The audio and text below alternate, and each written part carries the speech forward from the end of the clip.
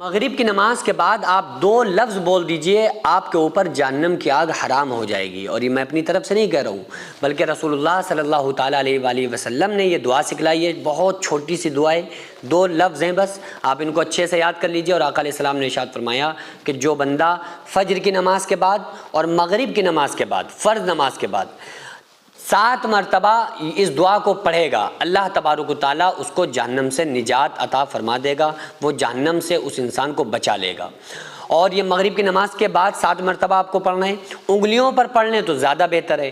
انگلیوں پر پڑھنے کا راز کیا ہے وہ بھی میں آپ لوگوں کو بتا دیتا ہوں۔ انگلیوں پر پڑھنے کا راز یہ ہے کہ ہم بعض مرتبہ سبحان اللہ، الحمدللہ، اللہ اکبر بھی انگلیوں کے اوپر گنتے ہیں۔ تو اس کا ایک فائدہ یہ ہے کہ قیامت کے دن اللہ تعالیٰ نے قرآن کریم میں فرمایا یوم تحدث اخبارہا، جو کچھ انسان نے کیا اخبار کی طرح اس کے سامنے آ جائے گا۔ اور فمن یعمل مثقال ذرۃ خیرا یرہ ومن یعمل مثقال ذرۃ شرا یرہ، جس نے ذرہ بھر بھلائی کی ہوگی وہ اسے پالے گا قیامت کے دن، جس نے ذرہ بھر برائی کی ہوگی وہ اس کو پالے گا۔ تو جو انسان قیامت کے دن جب کوئی بندہ آئے گا اور وہ اپنے گناہوں کا اقرار نہیں کرے گا، اللہ فرمائے گا تم نے یہ گناہ کیا تھا، وہ کہے گا نہیں۔ پھر اللہ فرمائے گا تم نے یہ گناہ کیا تھا، وہ کہے گا نہیں مولا ہم نے نہیں کیا تھا۔ تو اللہ تعالیٰ اس کی زبان پہ تالا لگا دے گا، اس کی زبان کو بند کر دے گا۔ پھر اس کے جو اعضاء ہیں، باڈی کے جو اعضاء ہیں نا، یہ گواہی دیں گے، یہ بولیں گے کہ مولا اس نے یہ گناہ کیا تھا۔ ہاتھ بولے گا، ہاتھ گواہی دے گا، ہاتھ قیامت کے دن بولے گا کہ مولا اس نے ہمارے ذریعے یہ گناہ کیا تھا۔ زبان پہ تالا ہوگا، آنکھ بولے گی کہ مولا اس نے ہمارے ذریعے یہ گناہ کیا تھا۔ کان بولیں گے کہ مولا اس نے غیبت سنی تھی، مولا اس نے جھوٹ سنا تھا، مولا اس نے کسی کی غیبت کو سنا تھا، گانے سنے تھے۔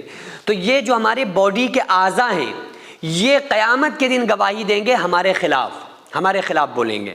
اور اگر ہمارے اعضاء نے جو نیکیاں ہمارے اعضاء کی وجہ سے ہوئیں وہ گواہی دیں گی اس بات پر کہ ہم نے نیک کام کیے۔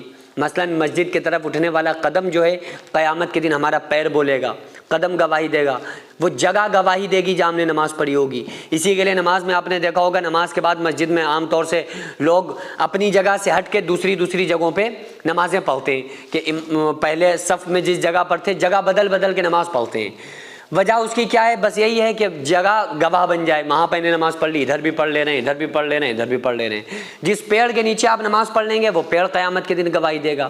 جس پیڑ کے نیچے کوئی نیکی کا کام کر لیں، سبحان اللہ، الحمدللہ، اللہ اکبر پڑھ لیں، وہ پیڑ قیامت کے دن گواہ بن جائے گا۔ اور گناہ کریں گے تو وہ گناہ کے لیے وہ گواہ بن جائے گا۔ تو ہاتھوں پر، انگلیوں کے پوروں پر جو تسبیحات ہم پڑھتے ہیں تو یہ قیامت کے دن پورے، ایک تو ہمارا حساب ہو جاتا ہے آسانی سے، دوسرا یہ پورے قیامت کے دن کے لیے گواہ بن جاتے ہیں بندے کے لیے۔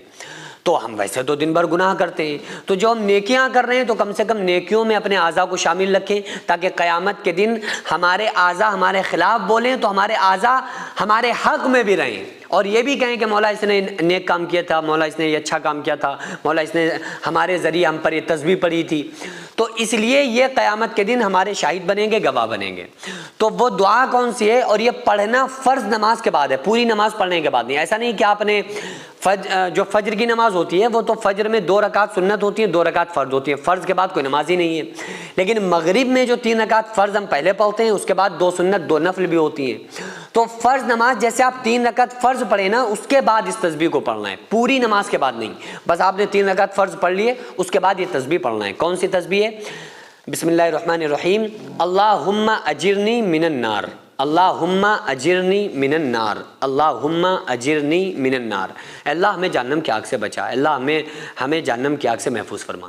تو یہ دعا آقا علیہ الصلوۃ والسلام نے سکھلائی ہے، اس دعا کو پڑھنا چاہیے، انشاءاللہ تعالیٰ آپ جہنم سے محفوظ ہو جائیں گے۔ سینکڑوں ایسے غریب پریوار جو فاقہ کر کے زندگی گزار رہے ہیں، اور بہت سے ایسے مجبور لوگ جو غربت کی وجہ سے بیماریوں سے جوجھ رہے ہیں اور ان کے پاس علاج کرانے کے لیے بھی پیسے نہیں ہیں، تو ان غریب فیملیز کو ہر مہینے ہماری سوسائٹی راشن دیتی ہے اور ان غریبوں کا فری میں علاج کراتی ہے۔ تو آپ لوگ ہمارے ساتھ مل کر ان بیوہ عورتوں اور یتیم بچوں کا سہارا ضرور بنیں اور ان کے راشن اور دوا علاج کے لیے زیادہ سے زیادہ تعاون کریں، اور یہ ارادہ کریں کہ غریب کے بچوں کو انشاءاللہ بھوکا نہیں سونے دیں گے، اور ہر ہفتے ہر مہینے آپ لوگوں سے جو بھی ہو سکے آپ تعاون ضرور کریں۔ ان کو 10 سال سے جو لوگ بستر پر پڑے ہوئے ہیں انشاءاللہ تعالی ہم سب مل کر ان غریبوں کا علاج بھی کرائیں گے، اور ہر مہینے انشاءاللہ تعالی ان غریبوں کو ہم راشن پہنچائیں گے۔ یہ سوسائٹی کا اکاؤنٹ نمبر ہے اور یہ اسکینر ہے، آپ لوگ اس اکاؤنٹ اکاؤنٹ پر یا اس اسکینر کے ذریعے آپ غریب فیملیز کی ہیلپ کر سکتے ہیں۔